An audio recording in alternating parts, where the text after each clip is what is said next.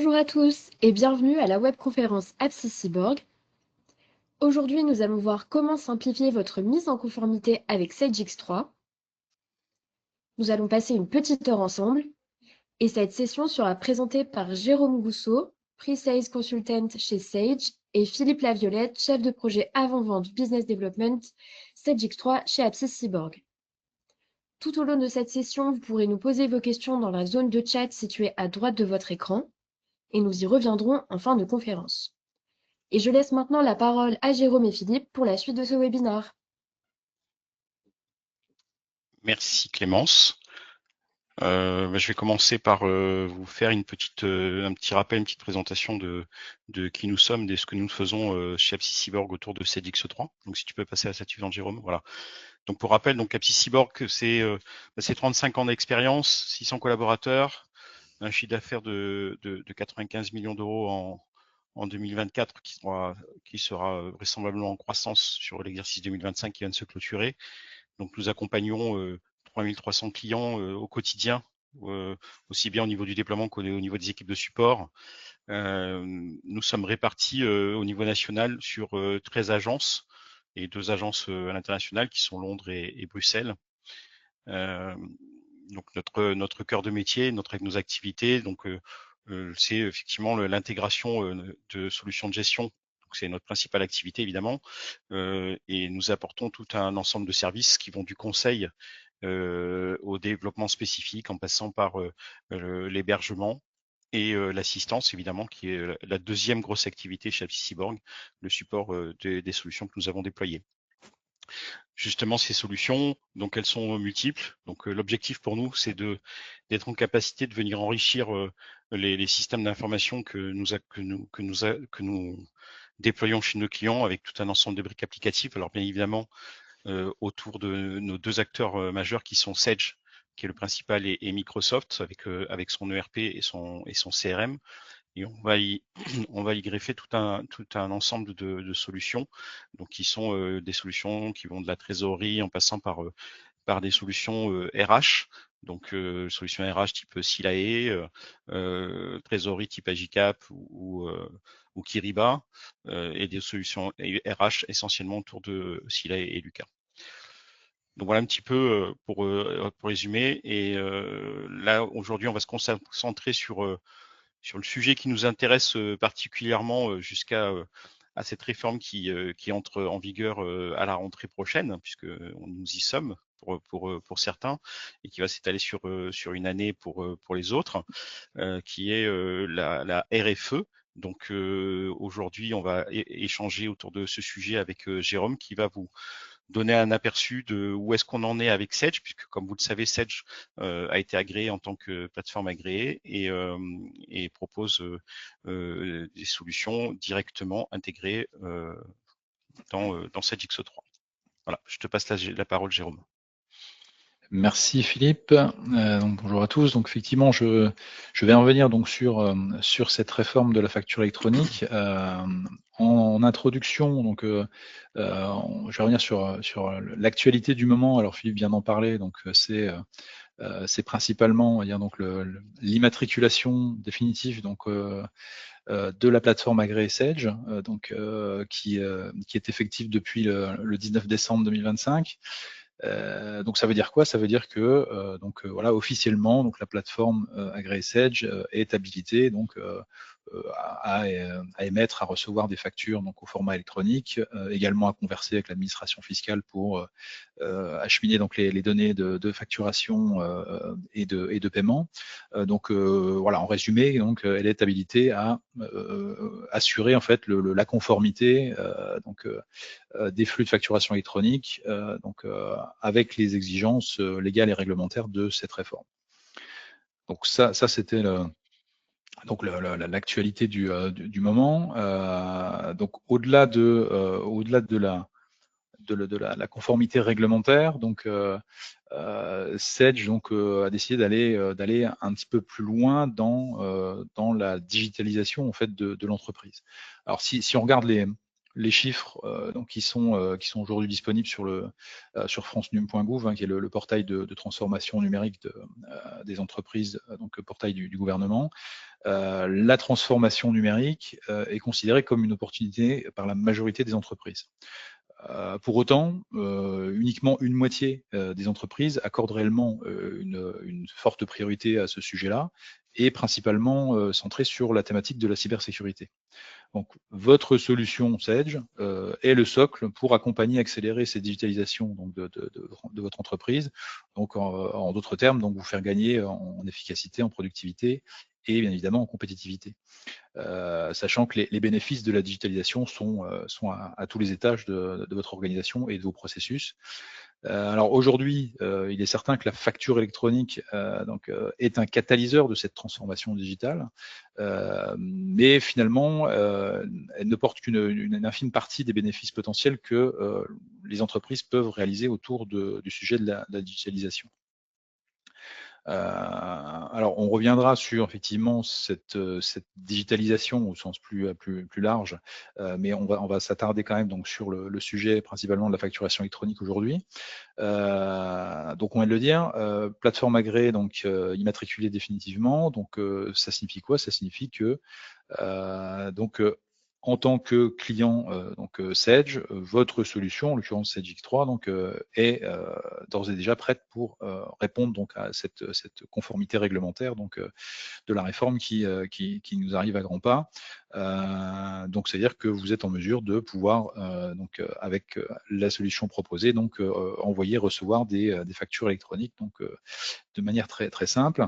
Et cette conformité elle est intégrée à votre abonnement.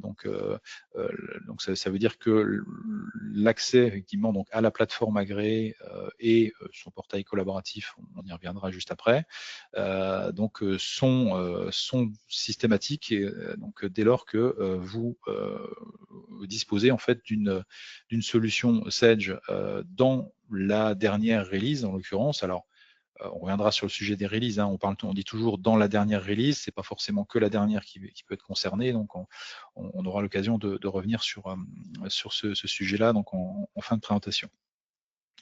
Donc là, la conformité intégrée à votre solution, alors malgré tout dans une certaine limite pour le côté en tout cas inclus sans surcoût, c'est-à-dire qu'il y a un plafond annuel d'utilisation de 60 000 flux qui est intégré à votre abonnement, prenant en compte à la fois les flux de facturation entrants et sortants, et puis également la partie reporting, mais qui est plutôt marginale, puisqu'on est sur de la déclaration cumulée par décade, donc on va dire entre 40 et 50 flux à l'année, ce qui est pas forcément très significatif. Donc 60 000 flux de facturation inclus, sachant que bien évidemment, pour les entreprises qui ont des volumes au-delà de ces 60 000, on est en mesure de proposer des packs de factures supplémentaires à des tarifs très, très attractifs. Donc cet accès en fait à la plateforme agréée, qui est je le répète une fois de plus, c'est automatique et systématique dès lors que vous êtes sur une solution Sedge compatible, va se faire par l'intermédiaire de la plateforme d'interconnexion qui héberge aujourd'hui la plateforme agréée qui s'appelle Sedge Network.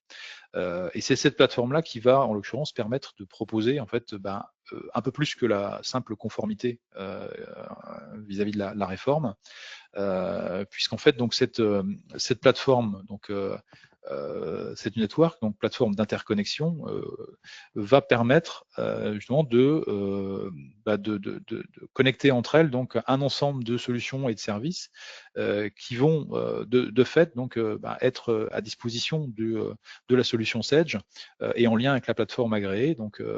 Et on est là principalement sur des solutions tech partner, comme on les appelle chez Sedge. On va parler effectivement d'acquisition de factures, également d'archivage, d'archivage GED, on pourra revenir sur ce sujet, mais également de recouvrement, de e-procurement, voilà, donc un ensemble de services qui vont pouvoir être interconnectés grâce à cette plateforme Sedge Network. et qui vont apporter leurs bénéfices donc à la solution Sedge, donc en étendant en fait le périmètre de celle-ci. Et donc cette plateforme Sage Network, donc c'est une plateforme d'API, autrement dit, donc on parle d'interconnexion, donc on va parler d'API qui va permettre en l'occurrence de venir connecter en fait donc à l'environnement, donc au système d'information, tout type de solutions. Alors évidemment des solutions complémentaires à l'image de celles qu'on vient d'évoquer à l'instant, qui sont d'autres solutions que celles proposées et préconisées par Sedge, bien évidemment, mais également donc de connecter d'autres solutions de gestion qui pourraient cohabiter dans le système d'information aux côtés de Sedge X3 en l'occurrence. Donc on reviendra un peu plus tard sur le schéma des flux, donc pour expliquer cette mécanique, la possibilité en tout cas qu'on a au niveau de cette mécanique. Mais c'est bien donc cette plateforme-là qui va apporter donc ce bénéfice d'interconnexion, donc de tout type de solutions, au système d'information déjà en place, donc et en lien avec la plateforme agréée, bien évidemment. Alors, la question qu'on a le droit de se poser aujourd'hui, donc pourquoi choisir la plateforme agréée Sedge plutôt qu'une autre? Donc il y a plusieurs avantages à cela, bien évidemment. Donc c'est alors déjà le côté évidemment intégré qu'on vient d'évoquer, pour que la plateforme agréée Sedge est intégrée à votre abonnement, donc à votre souscription, sans surcoût dans la limite du plafond qu'on évoquait. Et surtout, donc, quand on parle d'intégration, c'est intégration native dans le sens où la communication qui va être établie entre justement Sedge X3 en l'occurrence et la plateforme agréée, donc est native, c'est-à-dire qu'il n'y a pas de paramétrage, enfin il n'y a pas d'interface supplémentaire à mettre en œuvre, puisque en fait donc le lien est déjà existant donc du fait de cette intégration. Autre avantage, donc c'est bien évidemment le côté alors à la fois simplicité mais surtout évolutivité, c'est-à-dire que évidemment la plateforme agréée va pouvoir évoluer au même rythme que les solutions de gestion auxquelles elle se trouve connectée, bien évidemment, donc à travers une roadmap donc qui est prévue donc au même titre que les solutions de gestion. Et puis surtout donc le fait d'être intégré donc va garantir donc une certaine fluidité évidemment dans les échanges de facturation, puisque eh bien on va communiquer naturellement entre la solution de gestion, entre Sedge X3 et la plateforme agréée pour pouvoir envoyer donc ou dans l'autre sens recevoir donc les différents flux de facturation. Et puis évidemment le dernier élément c'est cette facilité d'ouverture, notamment avec l'API l'API publique qui est proposée, qui est proposée avec Sedge Network, donc cette fameuse plateforme d'interconnexion, qui va permettre donc d'aller connecter donc tout type de solutions au système d'information. Donc, alors, pourquoi s'enregistrer sur la plateforme agréée Sedge dès maintenant? Alors déjà parce que, comme le précisait Philippe tout à l'heure, ça va se passer à la rentrée donc concernant la France, donc le 1er septembre, c'est demain, quoi, autant dire. Donc, et dans la mesure où bien évidemment, il y a quand même un certain nombre d'étapes donc à franchir en termes de mise en place de paramétrage, donc pour que tout ça fonctionne correctement. Eh bien, c'est maintenant qu'il faut s'y prendre pour pouvoir être prêt donc au 1er septembre 2026 à recevoir les factures, voire à les émettre évidemment donc en fonction de la taille des entreprises. Et puis surtout, donc, ce qu'il faut avoir à l'esprit, c'est que l'enregistrement, donc quand on parle d'enregistrement de plateforme agréée, l'enregistrement, c'est en d'autres mots le référencement du choix que vous ferez donc vis-à-vis de l'administration, c'est-à-dire dans l'annuaire des entreprises qui est notamment hébergé sur le portail public de facturation, donc qui va donc attester du choix que vous aurez fait donc en termes de plateforme agréée, qui permettra notamment donc le routage correct des factures donc qui vous seront destinées.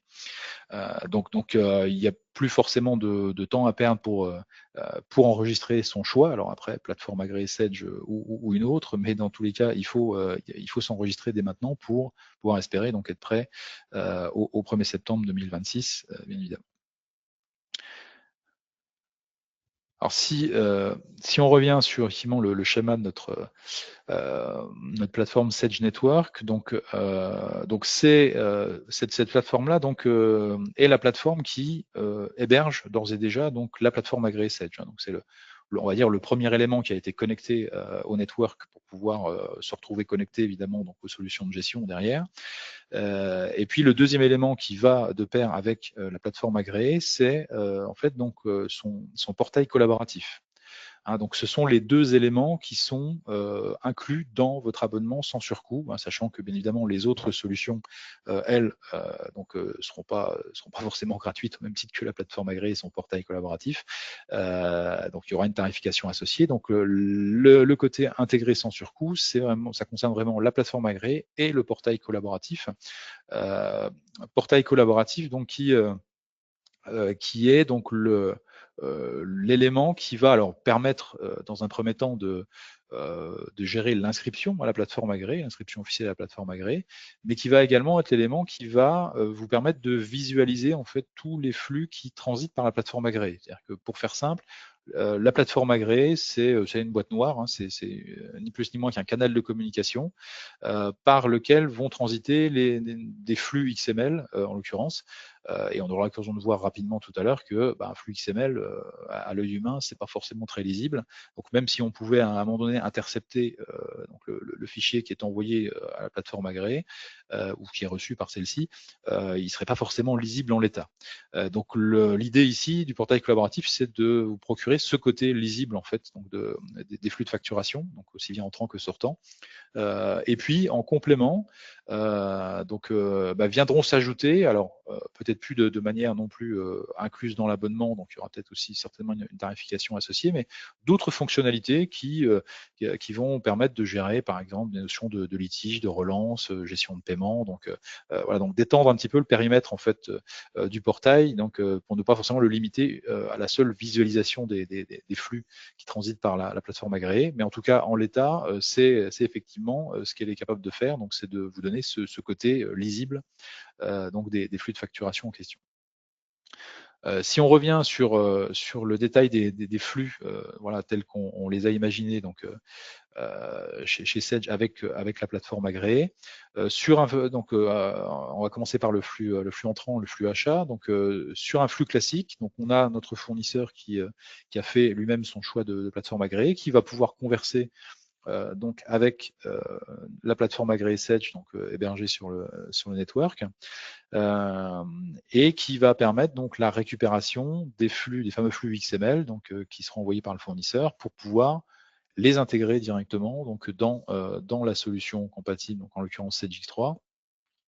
Alors dans une certaine limite, je vais revenir dessus, sachant que dans l'autre sens, on peut voir ici sur le schéma qu'on a également donc la notion de flux e-reporting, évidemment, qui va émaner de SageX3, qui va transiter également par la plateforme agréée pour cette fois-ci être envoyé à l'administration fiscale par l'intermédiaire du portail public de facturation, qui est bien évidemment donc le seul portail donc habilité à converser avec l'administration fiscale. Donc, dans son rôle de concentrateur de données, c'est lui qui va réceptionner toutes les données qui seront à destination de l'administration et qui, après, évidemment, contrôle de ces données-là, donc pourra les transmettre à cette administration.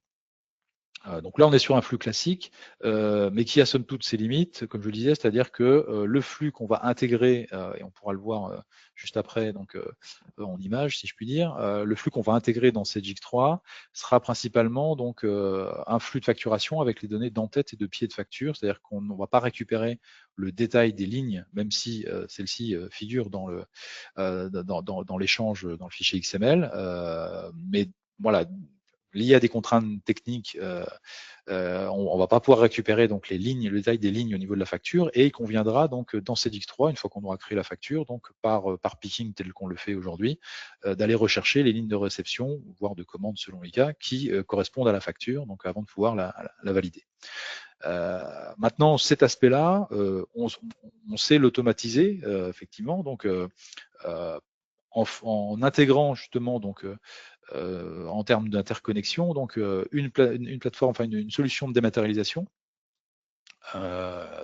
comme par exemple TDSQR, solution de dématérialisation qui va permettre donc de récupérer donc depuis la plateforme agréée le flux XML en question, de le traiter, l'analyser et de déverser également les informations dans CEDIX3, mais cette fois-ci en automatisant le rapprochement avec les réceptions, donc sur la base des références de commandes qui auront pu être lues donc dans le flux XML par la solution de dématérialisation en question. Donc on va savoir faire le rapprochement avec les commandes et donc les réceptions qui en découlent et aller rechercher automatiquement, plutôt que de faire le picking manuel, donc aller rechercher automatiquement ces lignes de facturation, de réception au niveau de la facture qui sera déversée dans CEDIX3. Ça c'est le premier avantage de ce type de solution.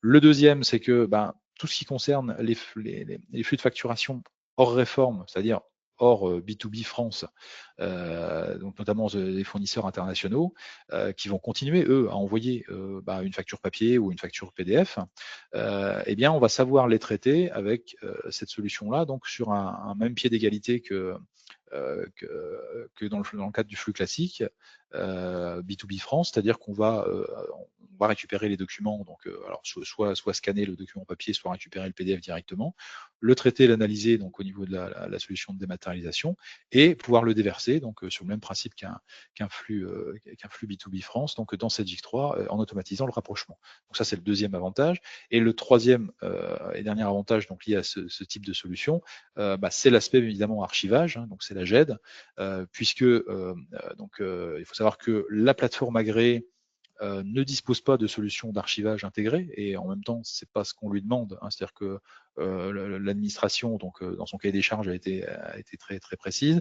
La plateforme agréée, ce qu'on lui demande, c'est de pouvoir véhiculer donc réceptionner et envoyer donc des flux de facturation au format XML.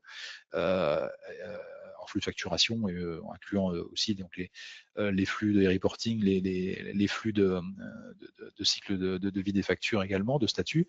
Donc ça englobe tout, mais on lui demande simplement de véhiculer ces différents flux-là.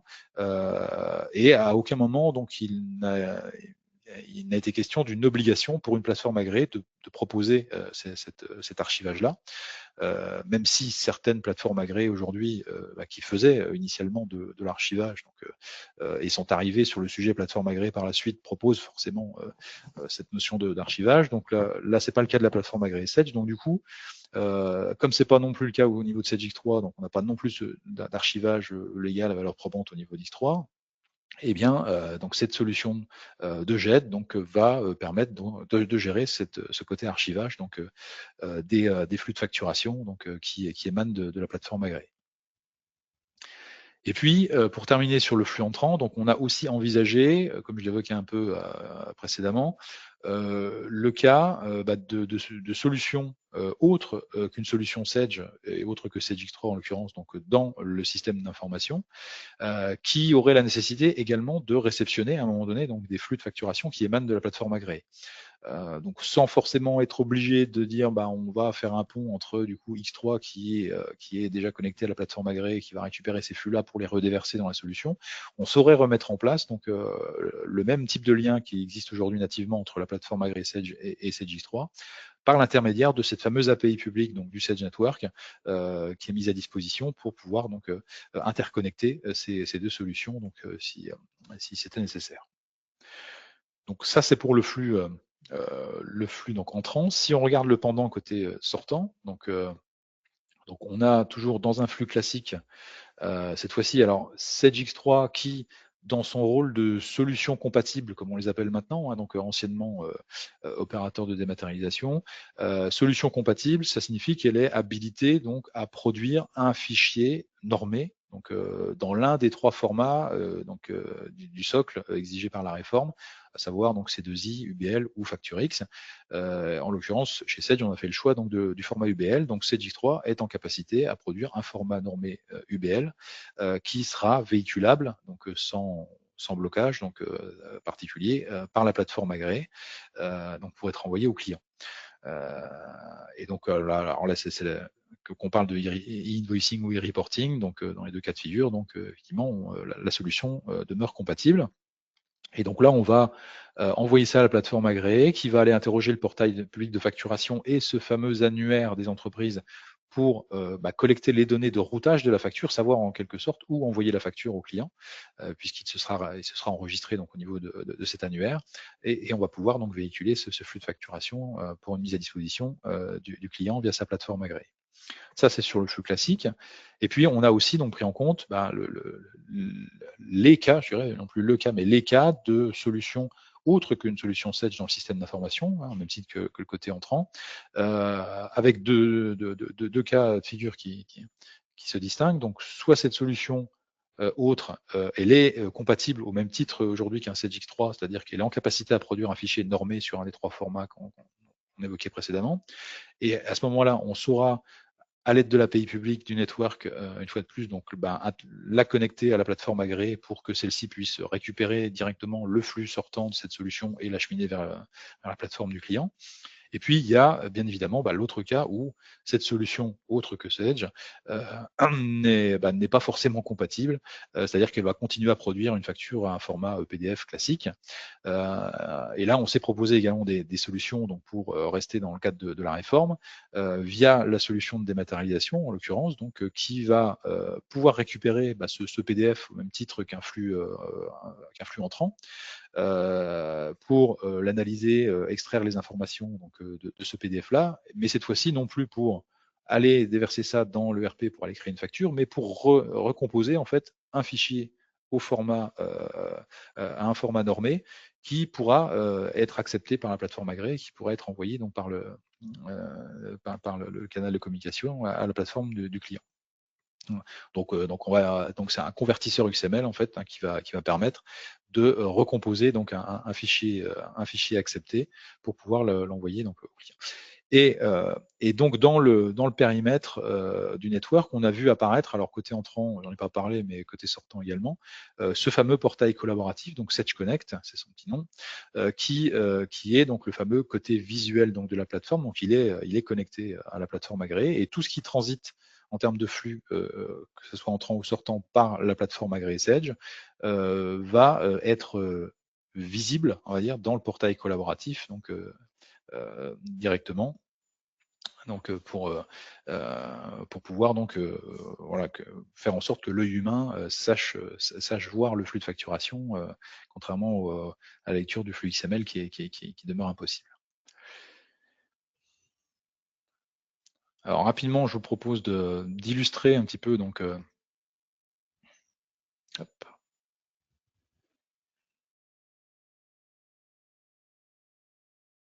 d'illustrer ce flux ici, donc en partant simplement alors d'un flux sortant.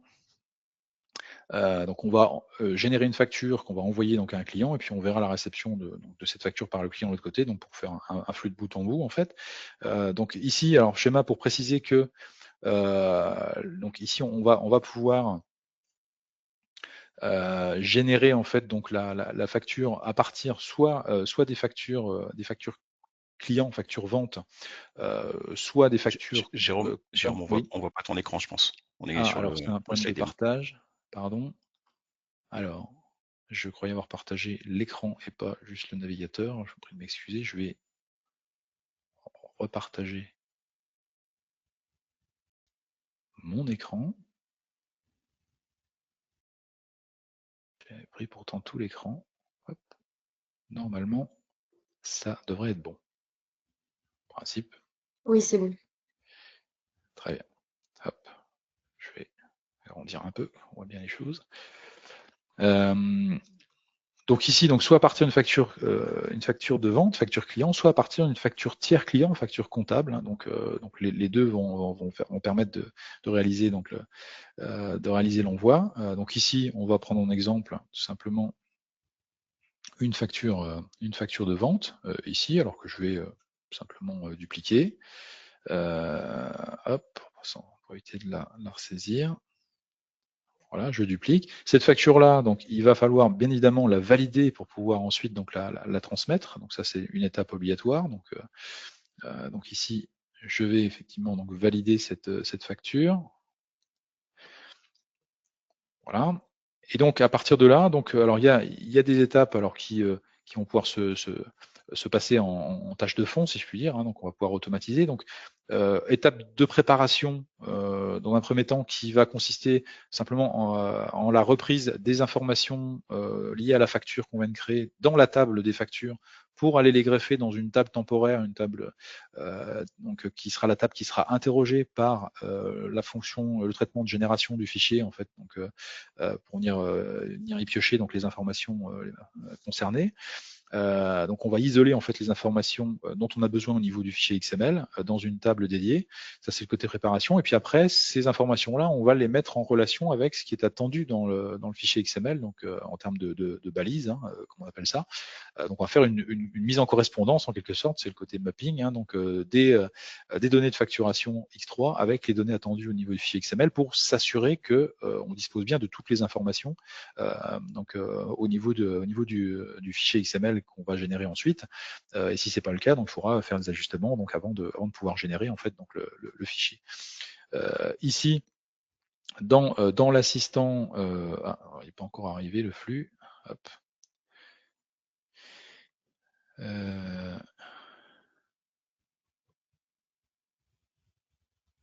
Donc ici dans l'assistant de génération en fait donc des factures, on va retrouver notre facture ici qui a été donc mappée comme on dit. Donc on a fait cette mise en correspondance. Donc là il y a rien qui ressort particulièrement donc en rouge. Donc pour nous dire attention il y a un souci. Donc ça veut dire qu'on a correctement mappé en fait le flux et on va pouvoir donc l'envoyer. Alors ça va passer par la réalisation d'un cliché de données. Donc là, on va aller piocher ces fameuses informations dans la table et on va générer donc le fichier XML.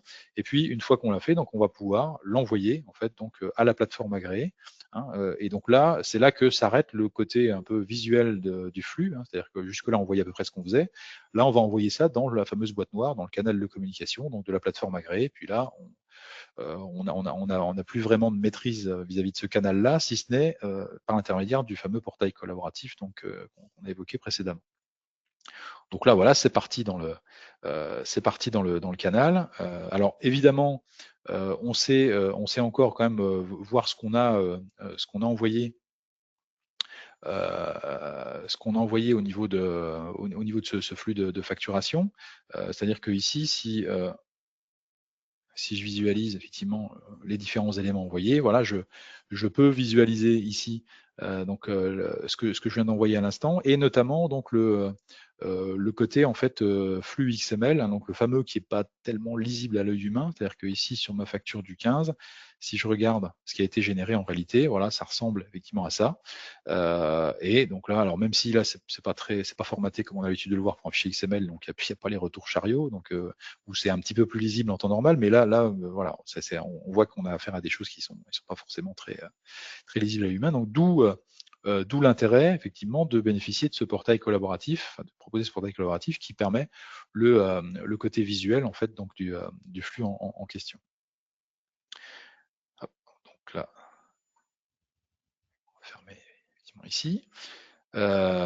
Donc si on se positionne maintenant de l'autre côté, donc du côté du client qui a en l'occurrence donc reçu sa facture, donc le fournisseur, là on était dans le rôle du fournisseur qui a effectivement envoyé donc cette facture-là, la plateforme agréée donc la réceptionne et va la mettre à disposition en fait donc du client, donc pour que celui-ci puisse déverser ça en fait dans son système d'information, dans sa solution de gestion.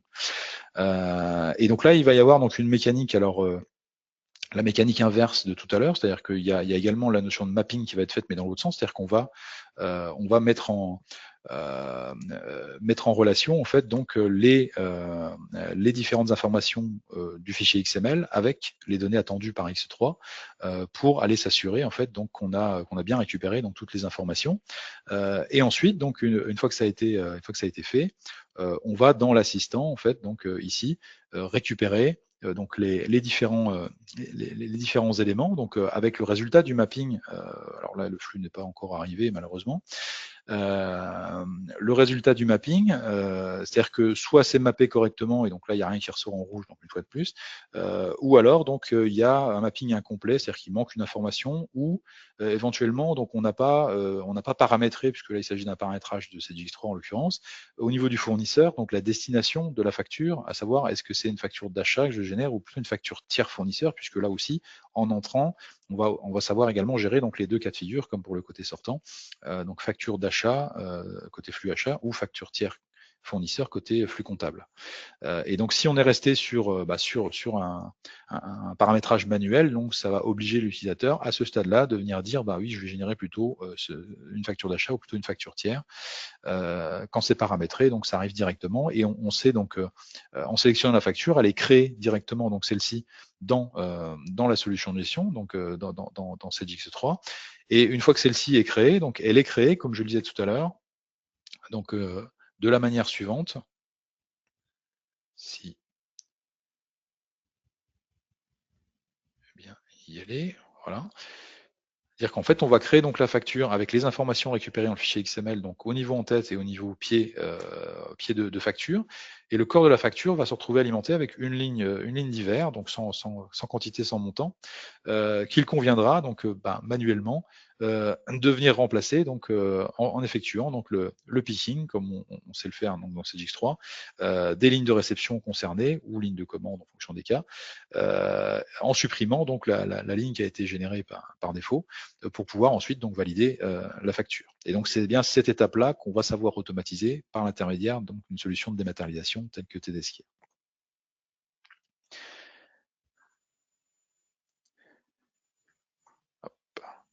Donc ça, c'était pour le flux. Très simplement et très rapidement, si on regarde effectivement le côté visuel, simplement, comment se présente le côté visuel de Connect pour terminer donc avec cette présentation. Donc, on a ici effectivement donc la possibilité de visualiser les différents flux. Alors aussi bien sortant qu'entrant, hein, donc au niveau des flux de facturation. Et puis, donc on va retrouver, donc, par exemple ici, au niveau facture fournisseur, on va retrouver le côté visuel. Donc, normalement, si je regarde au 15 janvier, hein, donc on a notre facture qui est ici. Si je rentre dans la facture, donc on a ce côté visuel, voilà, c'est-à-dire de traduction du fichier XML, donc dans la partie centrale ici, donc on retrouve nos lignes qu'on avait dans CDX3, les informations d'en-tête, de pied. Et puis, on a également cette notion de lisible qui est exigée par l'administration fiscale, c'est-à-dire qu'on doit forcément avoir un lisible associé au flux XML qui permet de visualiser la facture, donc à proprement parler. Alors sachant que ici, dans notre exemple, le lisible en question, et c'est le choix qu'on a fait par défaut, en tout cas dans cette JX3, c'est simplement donc une transcription de l'ensemble des balises du fichier XML avec les valeurs qu'il y a en face. Donc là, on retrouve effectivement les balises d'en-tête ici. Si on descend un peu, on va retrouver donc les balises du corps de la facture avec les lignes d'articles. Donc c'est un petit peu plus visuel quand même, un petit peu plus lisible que le fichier XML en lui-même, mais c'est pas encore l'idéal. Et donc, on a la possibilité également, en termes de paramétrage, en lieu et place de ce lisible-là, de venir y greffer donc l'original de la facture, si on le souhaite, hein, donc en l'occurrence l'état Crystal Report pour rester dans IS3, donc on a l'habitude de produire, de manière à ce que le client donc retrouve effectivement un côté visuel donc tel qu'il avait l'habitude de l'avoir, mais sachant que on peut aussi donc en complément aller associer d'autres pièces jointes, c'est-à-dire que on a l'obligation de fournir avec le fichier XML qu'un et un seul lisible associé donc au fichier à proprement parler, mais on peut en complément aller proposer d'autres pièces jointes donc qui pourraient être, alors si on envoie ce lisible qui est généré par CGX3, on pourrait proposer en pièces jointes complémentaires l'original de la facture ou d'autres éléments donc en lien avec cette facture si c'était nécessaire. Et puis, cette plateforme, ce portail collaboratif permet également, alors sachant que c'est possible également dans CDX3 en l'occurrence, hein, mais de suivre en fait donc le cycle de vie des factures, c'est-à-dire que là on voit donc les différents statuts et leur évolution donc au fil de l'eau. Donc on voit effectivement le côté déposé donc tel jour à telle heure, mise à disposition, donc c'est-à-dire qu'on l'a effectivement envoyer, donc déposer, c'est sur notre plateforme, qui l'a envoyé à la plateforme du client, donc c'est la mise à disposition. Et puis quand celui-ci donc la prend en charge de l'autre côté, donc on a le statut qui est renvoyé également ici. Et puis quand il l'aura approuvé, voire refusé, donc on aura également la mise à jour donc qui va se faire ici. Et qui redescendra systématiquement donc dans CEDIX3 pour avoir le même suivi. Hein, donc ici, on est surtout voilà, sur une possibilité d'avoir ce suivi-là si on est dans le cas de l'autre solution de gestion en fait évoquée dans les schémas précédents, qui ne propose pas forcément une redescente de ces statuts, donc pour pouvoir les suivre. Donc on a ici la possibilité de les suivre directement dans le portail collaboratif.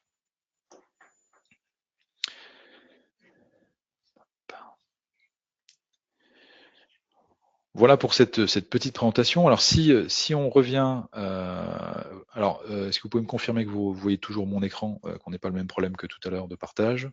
Oui, c'est bon, on voit bien. Bon, très bien. Donc si on revient sur notre schéma, donc là on vient de voir effectivement alors, le côté intégré, inclus en fait dans votre abonnement, donc la plateforme agréée et le portail collaboratif. Et puis on a dit tout à l'heure que en complément de ces éléments-là, donc pouvait intervenir donc un ensemble de solutions et de services donc interconnectés par l'intermédiaire de Sage Network donc à la solution de gestion et à la plateforme agréée. Et parmi ces solutions-là, donc il en est une qui a son intérêt quand même dans le cadre de la réforme et qui s'appelle Data Clean and Control. Hein, donc Data Clean and Control donc est la solution qui va permettre alors de mettre à jour votre référentiel tiers pour que celui-ci soit en phase avec ce qui est attendu dans le cadre de la réforme, hein, donc en termes d'identifiants notamment. Donc sur le référentiel existant, donc on va avoir une action de mise à jour en étant connecté. Alors aujourd'hui, à la base Sirène, donc la base de l'INSEE, qui stocke déjà un certain nombre d'informations qui vont nous être utiles dans le cadre de la réforme, dans le cadre de la facturation électronique. Demain, alors quand je dis demain, c'est avec la prochaine release qui va intervenir, à savoir la 2026 R1, donc on sera connecté à l'annuaire du PPF, le fameux annuaire des entreprises avec le référencement des choix de plateformes agréées, qui contient lui-même d'autres informations, notamment des informations de routage qui sont importantes et intéressantes donc, dans le cadre de la réforme, et qu'on va pouvoir également donc déverser dans le référentiel tiers existant.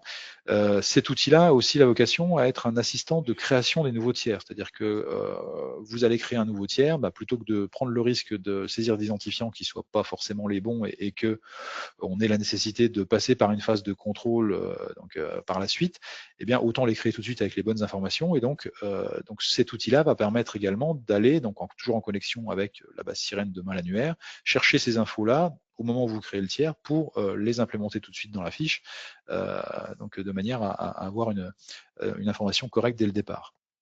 Ah, donc une certaine qualité des données, donc comme c'est précisé ici.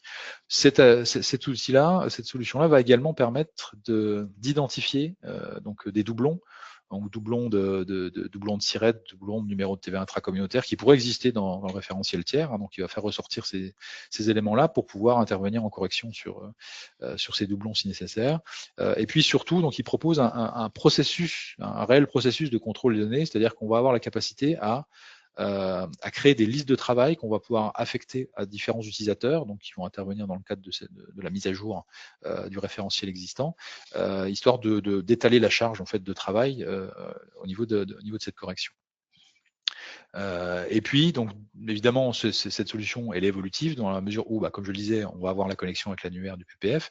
Mais l'idée aussi, c'est notamment dans le cadre de la directive VIDA et donc de l'européanisation de la facturation électronique, si je puis dire. Et donc l'obligation qui va nous arriver aussi de devoir échanger des factures électroniques avec les autres pays européens. Eh bien l'idée c'est de pouvoir faire le même type de travail qu'on fait aujourd'hui, principalement sur les tiers français, puisque on est connecté à la base Sirène, qui est une base française. C'est de pouvoir le faire sur les autres tiers européens et donc de pouvoir se connecter à des équivalents de la base Sirène dans les autres pays, voire des équivalents de l'annuaire du PPF donc, dans ces pays concernés.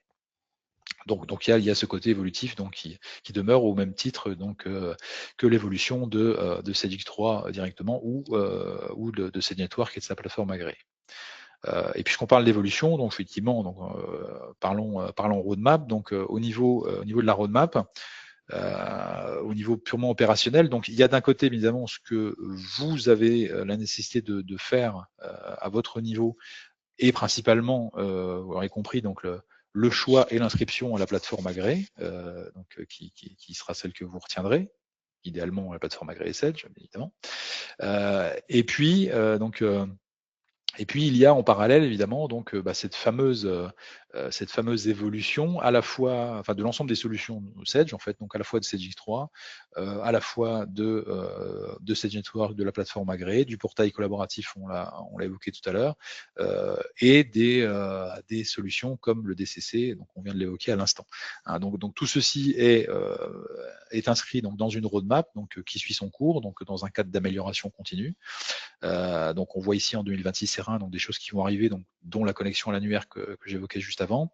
On a aussi donc la partie e-reporting qui va notamment arriver avec cette release là, dans la mesure où tout n'était pas encore arrêté au niveau de l'administration fiscale sur le cadre du reporting. Donc les spécifications techniques n'étaient pas complètement validées encore. Donc là, ça va être le cas. Donc on va pouvoir apporter donc les modifications en lien avec cet aspect, cette production du reporting dans Sage X3.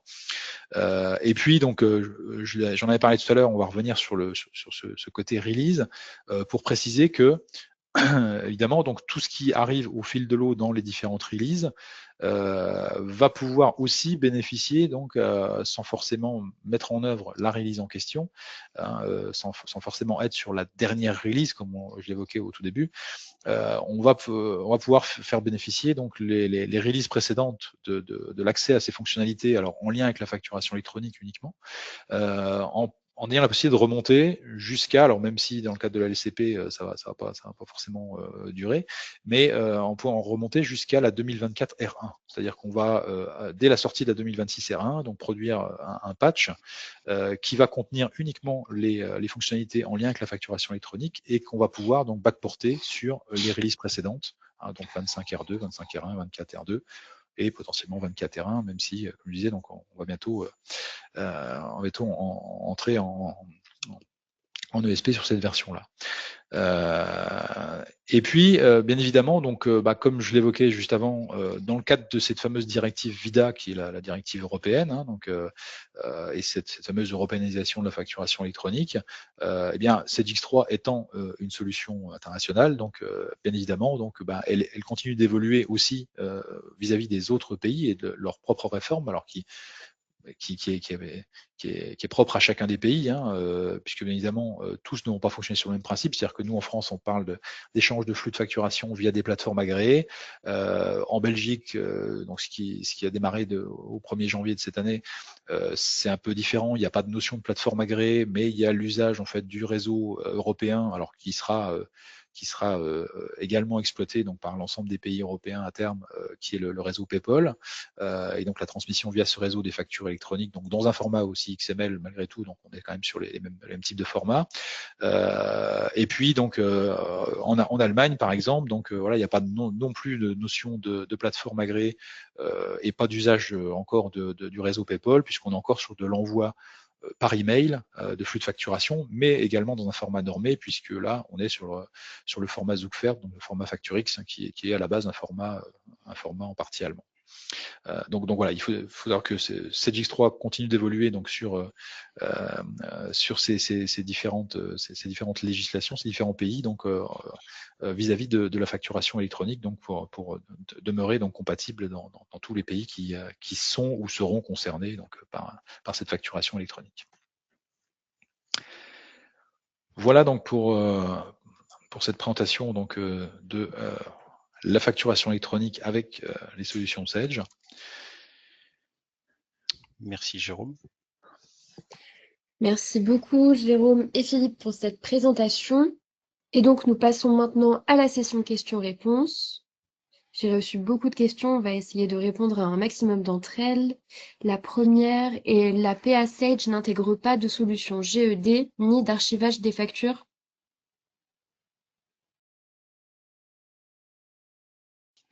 Alors oui, effectivement, comme l'a évoqué Jérôme, ce n'est pas une obligation au niveau des plateformes agréées. Et les plateformes agréées ont pour obligation de pouvoir assurer la réception, la transmission des éléments, assurer tout ce qui doit transiter et être communiqué auprès des plateformes de la plateforme de l'administration fiscale. En revanche, l'archivage reste de la responsabilité des clients, des usagers, on va dire. Donc c'est la raison pour laquelle effectivement Jérôme évoquait la possibilité de venir compléter le processus proposé par Sedge par des solutions type Tedescaire qui pour le coup elles vont assurer l'archivage à valeur probante pendant 10 ans, que ce soit pour l'entrant ou le sortant. Merci. Prochaine question. Pas de notification par mail possible pour être averti d'un dépôt d'une facture? Sur la PA, je suis pas sûr je te laisse répondre Alors, Jérôme. si effectivement, alors on l'a pas forcément vu au niveau du portail collaboratif, mais si la plateforme agréée du client ne l'informe pas de la mise à disposition d'une facture sur sa plateforme, on sait effectivement alors envoyer ponctuellement ou automatiser l'envoi depuis le portail collaboratif qu'on a vu tout à l'heure, un email de notification donc pour prévenir le client qu'on lui a mis à disposition sur sa plateforme donc une facture et avec même potentiellement un lien vers une version qui lui est dédiée du portail collaboratif, si tant est que sa plateforme agréée lui propose pas un service équivalent, donc pour pouvoir visualiser ce qu'on a visualisé tout à l'heure, en fait, donc le flux qui lui a été envoyé, donc de la même manière qu'on le visualise nous dans le portail collaboratif. Donc tout ça est possible grâce à Sage Connect. Merci. Prochaine question. Bonjour, nous avons une ancienne version V5 de Sage X3. Comment pourrons-nous utiliser le service sur la plateforme Sage? V5. Alors, la version 5 n'est évidemment pas compatible avec Sage Network. En revanche, chez AppSySyborg, nous savons répondre à cette problématique puisque pour le coup, on va être capable avec la solution Tedescaire de venir nous connecter à cette version 5 et échanger avec Sage sans avoir à faire des évolutions. En revanche, il y aura un travail de mapping à établir ensemble pour que vous soyez en conformité. Merci Philippe. J'ai une nouvelle question. Bonjour et merci pour cette présentation. J'ai un outil qui va générer des factures en format facture X. Est-ce que nous pourrons interfacer cette application à la PA de Sage si le format est en facture X, sinon à Sage X3 qui se transférera ensuite les informations à la PA? Alors oui, ça peut. Alors sur le schéma qu'on a vu tout à l'heure, on va pouvoir effectivement brancher cette solution-là directement à la plateforme agréée Sage, sachant que celle-ci, même si j'ai précisé que Sage X3 générait du format UBL, donc un des trois formats, la plateforme agréée, elle, est en capacité à traiter les trois formats, évidemment, et qui plus est, donc à convertir éventuellement donc d'un format à un autre du socle. C'est-à-dire que si vous avez une solution qui produit un fichier FactureX et que votre client de l'autre côté attend par exemple un format C2I, la plateforme agréée, et c'est réclamé dans le cahier des charges de toutes les plateformes agréées, doit être en mesure de transformer ce FactureX en C2I pour l'acheminer donc auprès du client. Donc la réponse est oui, on saura donc via l'API publique du network connecter directement cette solution à la plateforme agréée donc pour envoyer les flux de facturation. Merci Jérôme. Alors on nous demande aussi, peut-on automatiser l'action de cliché de données pour le faire par lot?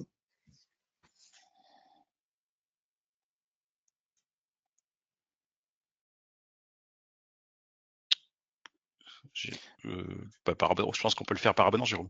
Alors oui, c'est des choses. En fait, tous les traitements. Alors, j'en évoquais certains qu'on pouvait automatiser. On a vu certains autres manuels que j'ai détaillés pour expliquer le flux, mais bien évidemment tout peut s'automatiser et on va pouvoir effectivement donc envoyer des factures non pas individuellement mais par lot, donc de manière automatique, donc par la mécanique d'abonnement dans SAGX3, oui, tout à fait. Merci. On nous demande comment pourrons-nous faire la liaison entre les factures d'achat et nos bons de commande et bons de livraison d'achat?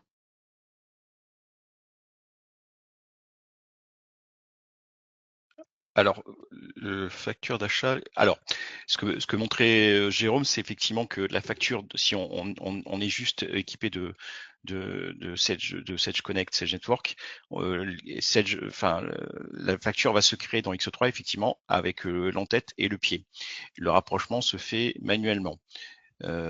Si vous souhaitez automatiser ce process et avoir un rapprochement automatique, la solution que nous proposons, c'est la solution Tedescar qui effectivement va récupérer les factures de la plateforme, va les vidéocoder, hein, c'est un OD classique, hein, va les vidéocoder et à la détection du numéro de commande sur la facture, il va aller automatiquement chercher dans cette X3 les commandes et ou les réceptions qui correspondent à cette facture pour pouvoir vous proposer un appairage automatique. Donc là, on va rajouter une couche métier complémentaire avec Tedescar pour vous éviter d'avoir à traiter manuellement le corps de la facture, c'est-à-dire les lignes. Donc avec Tedescar, vous pourrez le faire de manière complètement standard. Merci Philippe. Prochaine question, Sage Connect est-il déjà accessible? Et si oui, comment y accède-t-on? Y a-t-il une installation spécifique à faire?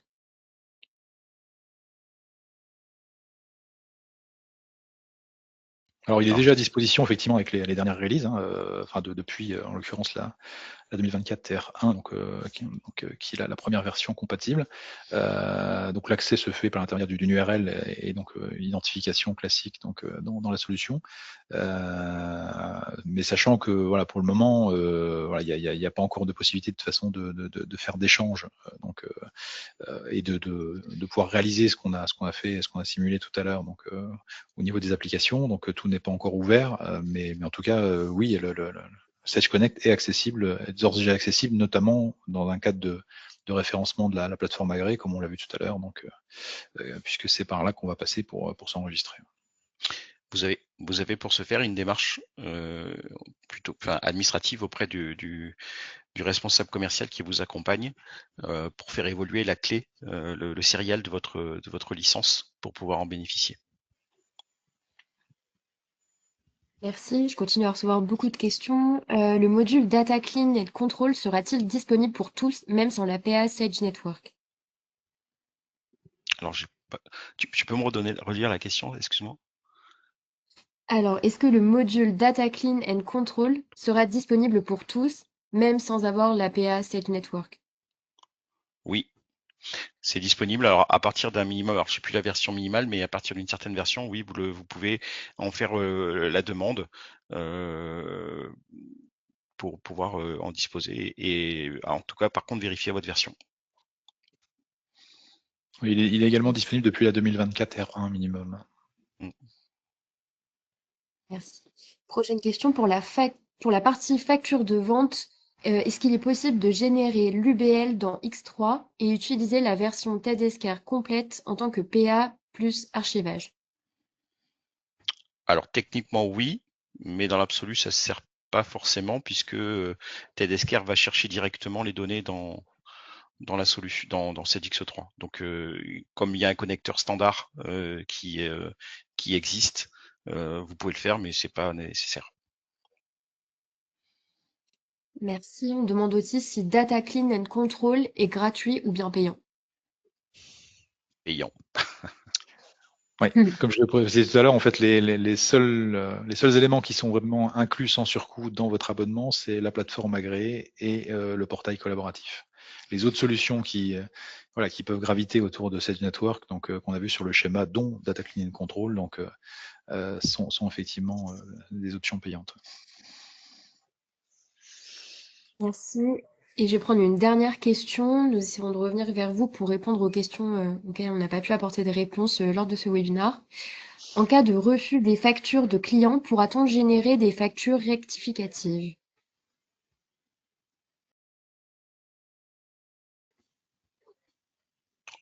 Oui, on est censé, c'est une obligation, donc on va devoir le faire, oui, évidemment.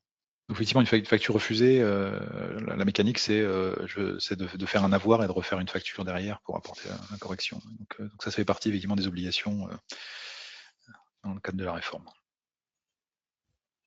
Merci beaucoup, Jérôme et Philippe, pour vos réponses et merci à tous pour vos questions. Notre Merci à vous. conférence web touche à sa fin. Merci beaucoup, encore une fois, Jérôme et Philippe, pour votre présence aujourd'hui et pour cette présentation. Et merci à tous de nous avoir suivis. Vous pouvez retrouver des sujets de nos prochaines conférences web directement sur notre site apsiscyborg.com, rubrique événements. Et pour vous tenir informés des actualités de vos solutions et d'Apsiscyborg, vous pouvez nous suivre sur notre page LinkedIn Apsiscyborg. Bonne journée à tous et à bientôt. Au revoir. Merci et bonne journée. Au revoir.